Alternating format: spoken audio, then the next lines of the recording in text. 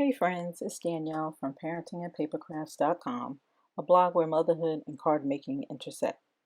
Welcome or welcome back to my channel. I appreciate your presence and thank you in advance for being here. In today's video, I'm showing you my distress ink blending and emboss resist techniques, so stay tuned. Okay, to create this card, I'm going to need a black piece of cardstock, a white piece of cardstock. I have the card base as an A2 size with the top fold. I'm using some products from My Favorite Things and Simon Says Stamp. I have my blender brushes, distress ink, and some embossing powder. I'll be sure to leave a link in the video's description. That link will be to my blog post that'll have the measurements and additional details about the card. So be sure to check that out. So I'm starting with the sentiment. I'm going to heat emboss it. So I use Versamark ink to make that stamp impression. I then make sure I get a good impression. I apply the white embossing powder, making sure to get rid of the excess because as you apply heat, I want that clear, crisp black background. So I make sure I use, just a dry brush to wipe away the excess. Okay, next I move on to inking up the background stamp to apply to this card panel. It's going to serve as the card's background and where I'll blend all of my inks. So to ink up this card panel, I use the Versamark ink again. It's pretty much the same method I use with the sentiment. I ink up the stamp with Versamark ink. I make sure I get a good impression, so I do it a couple of times just to make sure I get a good impression so that the embossing powder will really stick to the image. I apply the embossing powder and then I set it with heat. And you'll notice that I apply the heat to the back of the card first. When it begins to melt, I transition down the card panel and then I finish it off with heating it on the top. And the reason I do that is because for some reason, I guess the embossing powder isn't really applying, or maybe I apply too much, or maybe I don't get the excess off before I apply the heat. But often if I try to start with applying the heat on the top, it blows the powder sometimes across the card panel. And I don't like that because then I get those bits and pieces and and it kind of messes up the design. So I start on the back of the card panel. Okay, so now I'm going to apply my inks. And I transition from one color to another. It's going to take me quite a few layers to get that blended look. So when you're doing or applying distress inks, you just have to trust the process and continue to overlay the ink to get that transition. And trust me, it'll turn out well. You notice I changed my desktop there, or I brought in my blended ink mat. I had a different I'm trying so many things with this desktop because of the lighting. So I'll transition to something that works so my videos can be more consistent, have a consistent look. But for now, I go back and forth based on what technique I'm using and what I can grab in the moment. Okay, so I'm applying the distress inks. I'm fast forwarding through this so you can see the method and my technique, and you'll notice I do the same thing.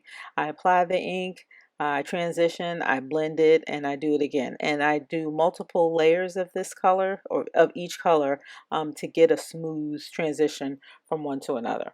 I'll have all of the details in my blog post as far as the color of the inks that I'm using. If you didn't catch it in an earlier earlier in the video, if you didn't catch all of the names of the colors that I'm using, it'll be a link in the video of this it'll be a link in the description of this video, and that link will be to my blog post that will have that detail, so look out for that. For now, I'll just let you watch my process, and I'll be back with you in a second. Okay.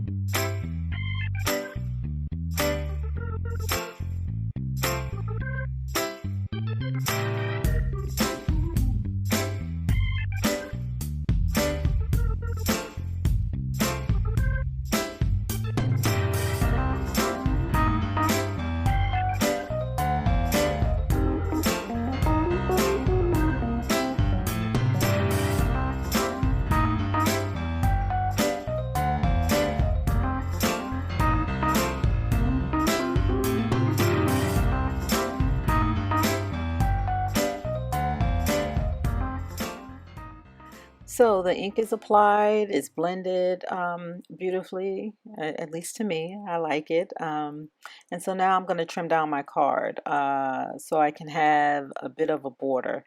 And I believe I'm trimming it down to 4 and 5 1/4. So 4 inches wide, 5 1/4 long, I think. Yeah, 4 by 5 1/4.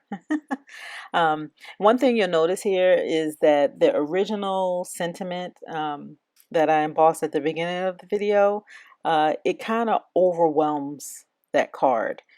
So I chose to just put it aside. Maybe it'll come in handy for another card, another Christmas in July card. That's if I can get another video before the month of July ends. Anyway, so I decided to pull a sentiment from a Hero Art set that I had. It's a smaller font and a scripted sentiment. And it works, and I decide to heat emboss that, the same process that I used for the original sentiment, and I cut it out using an oval stitch die. So the original one was pretty big font and it had a circle stitch die, and I switched it using a smaller sentiment with a smaller font. And I'll have those details. Right now I'm showing you is from Hero Art. But that detail will be in my blog post, which will be linked in the video description. So I'm liking the way that looks. I wanted to add a little more to enhance the card. So I'm adding this twine or string twine. I think I show you the yeah, it's a stretch cord. I think it's something I got from the dollar store. Anyway, it has like a little sheen on it, and it's a little shiny. It's kind of subtle, and I thought that it'll enhance the card a little bit. So I'm trying to figure out the best way to apply it. You'll see me adhere that cord to the card panel, and there's no science to it. It's just you try to have a few loops. Showing, just loop it and tape it down. The sentiment will cover it, and just have a few loops hanging from the top and the bottom. It makes it look a little bit more elegant, I think. So I apply the sentiment. Well, first I'm applying the Distress ink card panel to the card base, and I am using foam tape for dimension. I then apply my sentiment. It has foam dimensionals, or not dimensionals, foam tape for dimension as well. I got this pack of, what are these things called? I never can remember what these are called. These little shiny things. Sequins. Oh my goodness, my words fail me. So I got this sequence. I actually got this pack. It came in a little gift set at a crop that I was in. Everyone at our table, or the hostess, gave everyone at every table, each member got a little packet, like a little gift bag, and these sequins were in there. So I decided just to pull from that. I found a few that coordinate with the color scheme for the card, and I just decided to add them. And I'm doing my best to decide the best placement for the sequins. And then you see me apply it. I use glossy accents. That was the first thing to the left of me. So I just took the glossy accents, um, put a little drop down, and applied the sequins. And that's um, the finished product. And I hope you like it. I really appreciate you sticking it out with me, watching the video. Be sure to like, comment, share, and subscribe. Thank you for visiting. Yeah, and I'll see you next time. Thanks. Bye.